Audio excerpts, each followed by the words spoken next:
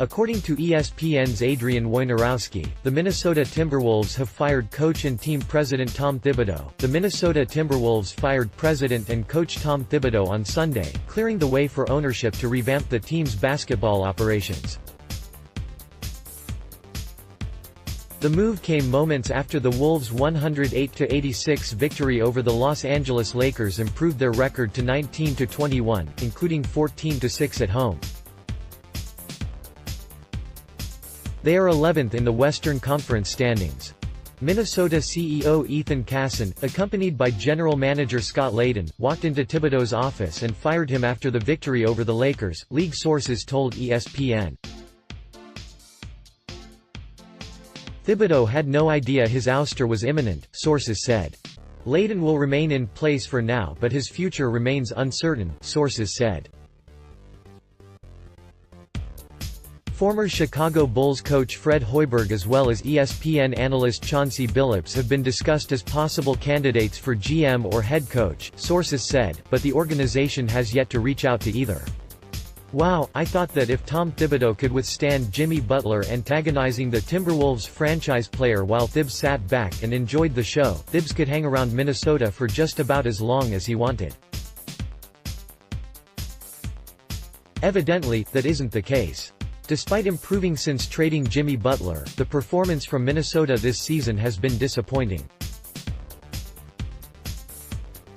Timberwolves have played so-so basketball, and find themselves in 11th place in the Western Conference with a 19-21 record. They're far from out of the playoff hunt, however, and it's possible ownership has fired Thibodeau with the hopes of bringing in a coach who can light a fire under the collective ass of the Timberwolves and propel them into the postseason. Wojnarowski identifies former Bulls coach Fred Hoiberg, who succeeded Thibodeau once before in Chicago, and Chauncey Billups as possible replacements for Thibodeau. Chandler Parsons and Memphis Grizzlies agree to separation. Chandler Parsons has one of the worst, if not the worst contracts in the NBA. He's making $24.1 million 18-19 and $25.1 million 19-20 over the next 2 seasons.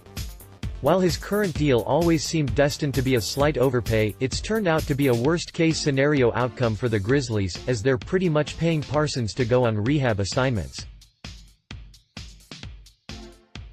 The injury-plagued 30-year-old has seen just 73 games of action since first signing with Memphis in the summer of 2017. The whole situation has fostered frustration between the parties, with the Grizzlies and Parsons agreeing to a separation over the weekend.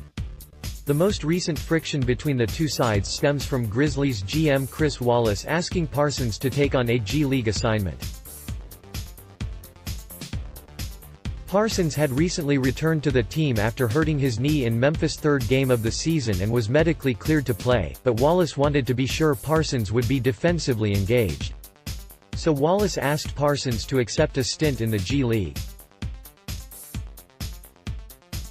But Parsons felt he was being placed on the back burner, with no clear path to return to the Grizzlies' rotation. This has made Parsons uneasy about his status in Memphis, leading to the separation. Cavaliers waive Patrick McCaw, sign Cameron Payne. According to The Athletic's Shams Charania, the Cleveland Cavaliers have waived Patrick McCaw, making him an unrestricted free agent. In order to sign Cameron Payne, the Cleveland Cavaliers are planning to sign free agent guard Cameron Payne to a 10-day contract, league sources tell at The Athletic. NBA at Watch Stadium. Cleveland is releasing Pat McCaw, opening roster spot. Shams Charania at Shamsharania, January 6, 2019. I don't think either of these two players matter much. McCaw had a grassroots movement in his favor at one point, but he's struggled to be an effective NBA player. His offensive contributions during his short stint in Cleveland were atrocious. Cameron Payne was released by the Chicago Bulls just days ago as a result of the Bulls trading Justin Holiday to the Memphis Grizzlies and getting back 2 players in Marshawn Brooks and Wayne Selden Jr.